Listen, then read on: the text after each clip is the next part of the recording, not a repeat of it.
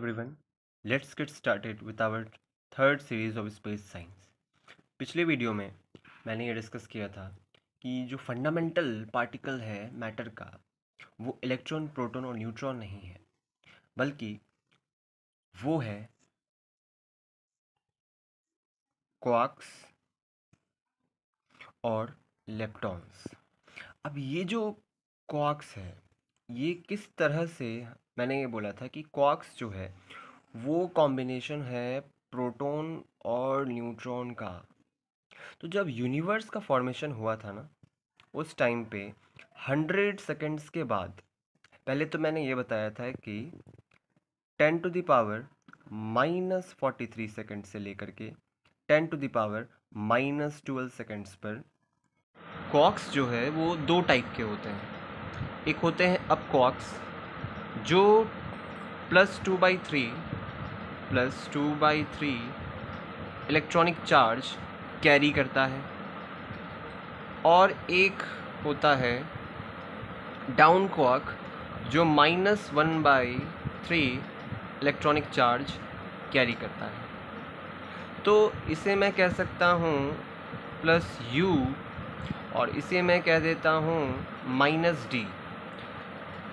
और प्रोटॉन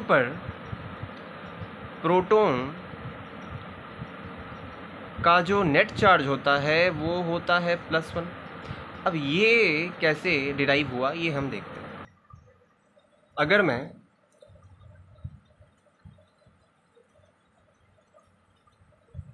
दो up quark और एक डाउन क्वार्क लेता हूँ तो वो मुझे प्रोटॉन देगा जिस पर जो नेट चार्ज होगा वो +1 होगा। मतलब अगर मैं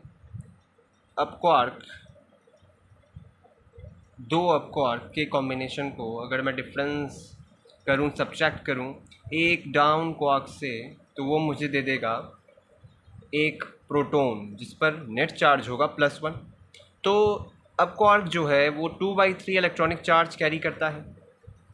तो यहाँ से मैं, और down quark -1/3 electronic charge carry करता है, तो यहाँ से मुझे मिल गया +1। ये जो +1 है ये मुझे प्रोटॉन दे रहा है और प्रोटॉन का ये नेट चार्ज है +1। क्वार्क से न्यूट्रॉन का फॉर्मेशन करने के लिए मैं यहाँ पर ले रहा हूँ एक अप क्वार्क और उसमें मैं ले रहा हूँ दो डाउन क्वार्क, और इनके कॉम्बिनेशन से मुझे एक न्यूट्रल चार्ज मिलेगा। जो इस न्यूट्रॉन का नेट चार्ज है वो है न्यूट्रल, वो न्यूट्रल रहना चाहता है।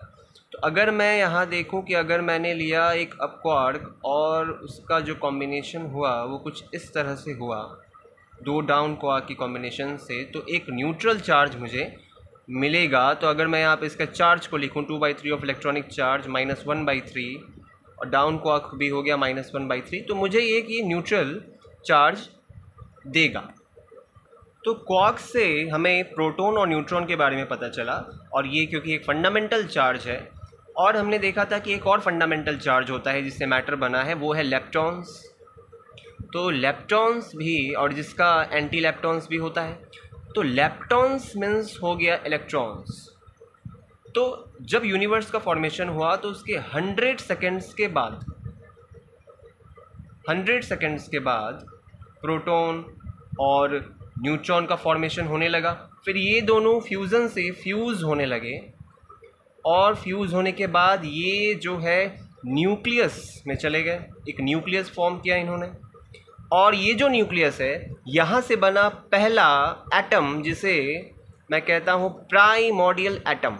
ये जो एटम है जो यूनिवर्स के फॉर्मेशन के 100 सेकेंड्स के बाद प्रोटॉन और न्यूट्रॉन के कॉम्बिनेशन से फ्यूज़ होकर के न्यूक्लियस में जा कर के ये एटम का फॉर्मेशन होता है। इस एटम को हम लोग कहते हैं प्राइमोर्डियल एटम। अब ये जो प्राइमोर्डियल एटम है इसके सेंटर में तो प्रोटॉन आ गया। अब इलेक्ट्रॉन का क्या हुआ? क्योंकि ये प्राइमोर्डियल एटम उस टाइम पे इसका टेम्परेचर काफ़ी ज़्यादा था। अब क्योंकि ये पॉजिटिव चार्ज यहाँ पे प्रोटॉन इसके न्यूक्लियस में है और इलेक्ट्रॉन इसके चारों तरफ रिवॉल्व कर रहा है, तो ये प्रोटॉन इलेक्ट्रॉन को अपनी तरफ अट्रैक्ट करने की कोशिश करेगा। इसने किया भी, लेकिन क्योंकि इलेक्ट्रॉन का टेम्परेचर काफ़ी ज़्यादा था, और इलेक्ट्रॉन की एक प्रॉपर्टी होती है कि अगर उसका टेम्परेचर काफ़ी ज़्यादा हो जाएगा तो वो काफ़ी स्पीड से, ज़्यादा स्पीड से रोटेट करने लगेगा। उसका जो एक रोटेशनल स्पीड होगा वो काफ़ी फास्टर हो जाएगा, जिसके कारण से प्रोटॉन इस पर एक अट्रैक्शन फोर्स नहीं लगा पा रहा था।